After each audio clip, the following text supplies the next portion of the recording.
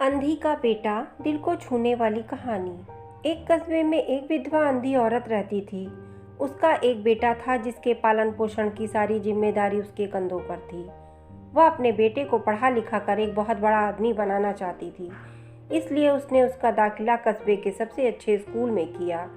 वह दिन रात मेहनत करती ताकि बेटे की स्कूल की फीस दे सके।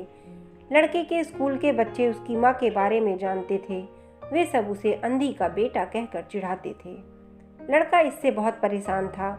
उसे अपनी माँ पर शर्म आने लगी। वह उसके साथ कहीं भी आने जाने से कतराने लगा था। जब लड़का बड़ा हुआ तो उसकी शहर में अच्छी नौकरी लग गई। उसने अपनी माँ से वादा किया कि शहर में मकान लेकर वह उसे लेने आएगा, लेकिन वह शहर गया तो कभी लौट कर वापस नहीं आया। उसकी अंधी माँ उसका इंतजार करती रह गई। कई महीने बीत गए, लड़की की कोई खबर नहीं आई। अंधी एक दिन उससे नहीं रहा गया और वह बेटे से मिलने शहर पहुंच गई। पूछते पूछते वह बेटे के ऑफिस पहुंची। वहां सिक्योरिटी गार्ड ने उसे रोक दिया। अंधी औरत ने गार्ड को अपने बेटे के नाम बताया और बोली कि उससे जाकर कह दो कि गांव से कोई मिलने आया है। गार्ड ने जाकर उसके बेटे को बताया। बेटे ने ऑफिस की खिड़की से देखा तो उसे अपने माँ गेट के बाहर खड़ी नजर आई। वह ऑफिस में सबके सामने अपनी माँ की वजह से शर्मिंदा नहीं होना चाहता था। उसने कहला दिया कि वह ऑफिस में नहीं है। अंधी औरत वहां से चली गई।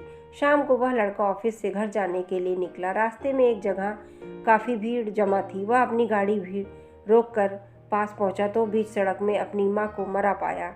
उसके हाथ में एक चिट्ठी थी जिसमें लिखा था, बेटा, बड़े दिन हो गए थे, तेरी कोई खबर नहीं मिली। चिंता हो रही थी, इसलिए तुझसे मिलने आई हूँ। तू तो बड़ा आदमी बन गया है।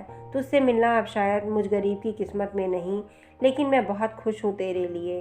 तूने अपना ही नहीं मेरा सपना भी पूरा किया।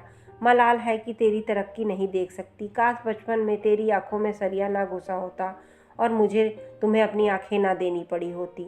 इस तरक्की से अपनी आंखों से देखकर सुकून से मरती। तेरी अंधी माँ। ये पढ़कर लड़का फूट फूट कर रोने लगा।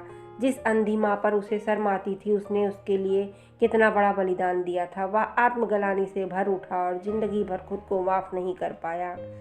दोस्तों, आप माता पिता और अपने बच्चों के लिए अपना सर्वस्व निछावर कर देते हैं। उनका हमेशा सम्मान करना चाहिए।